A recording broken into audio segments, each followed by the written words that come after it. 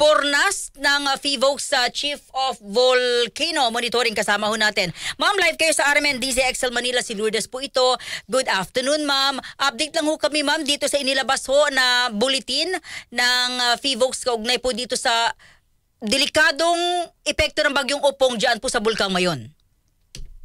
Magandang hapon po, Ma'am Lourdes. No? So kahapon po ay nagpalabas po kagabi, no? Ay nagpalabas po ang FIVOX ng isang advisory patungkol po sa potensyal na pagkakaroon ng lahar dito sa Mayon Volcano, bunsod po ng pagdaan ng tropical cyclone na Opong. No?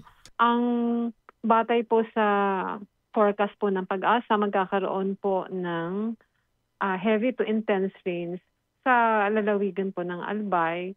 Sa ibang bahagi po ng Bicol, katulad po dito sa may Sorsogon, ay heavy to torrential po ang rainfall. No? So yung ibig sabihin po ng heavy to intense ay 100-200 millimeters ng ulan ang maaring bumuhos dito sa Mayon Volcano.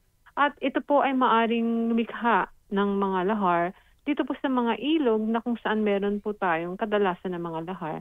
Lalong-lalo na po dito sa mga ilog na sa taas po nito ay nagkaroon po ng paglatag ng mga deposito noong pagputok po ng bulkan noong 2018 at 2023. No? Nandiyan na po ang Miisi, Mabinit, Buyuan at Basudsyanes sa bandang timog na bahagi po, southern flank po ng bulkan. Mayroon din po tayong bahagi ng munisipyo ng Ginubata na madalas po na nakakaranas ng mga lahars ngayon, kahit ba po walang bagong deposito doon, dahil po sa meron pong lumang mga deposito ng mga pagsabog ng bulkan dati na ngayon po ay nare-remobilize ang matinding pag-ulan. Dito po sa may Ginubata. No? So nagbigay din po tayo ng abisa na maaari pong magkalahars dito sa may mga ilog na ito. Ma'am, sa mga nakikinig, kasi alam mo sa Metro Manila, hindi po alam yung sitwasyon na yan.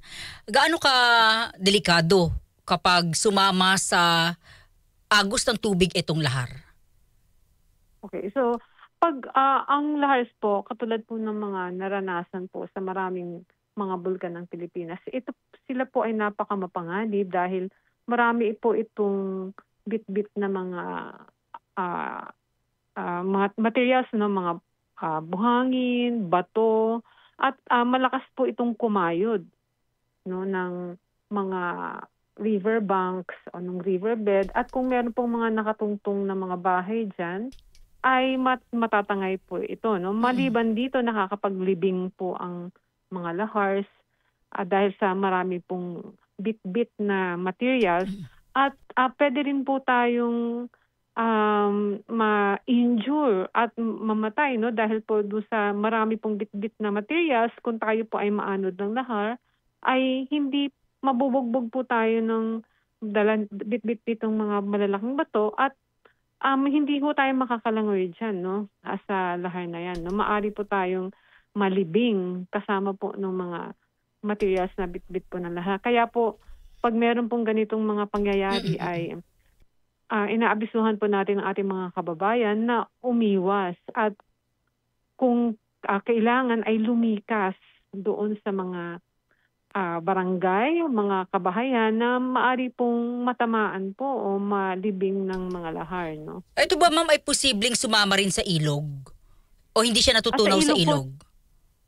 Sa ilog po talaga dumadaan ng mga lahar. No? So pero meron din pong mga kaso na kung saan dahil nababarahan po yung daluyan ng ilog, ay lumalagpas po doon sa ilog yung lahar at dumadaan po sa kung saan man po yung pinaka madali, no, natahakin nung lahar. Katulad po ng mga kalye, ito po yung nangyari dito recently sa Ginubatan kung saan po meron pong isang parang abandoned na branch po nung mga ilog siya na naging active po siya nung malalakas na ulan.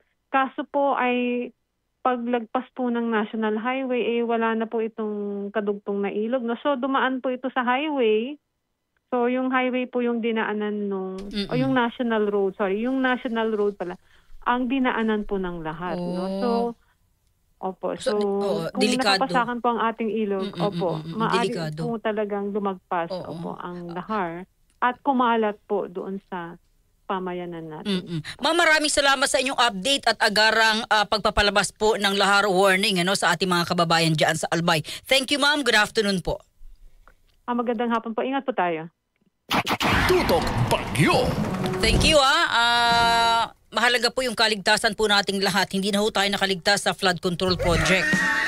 Tayo na lang po magtulungan sa ating mga sarili, sa ating mga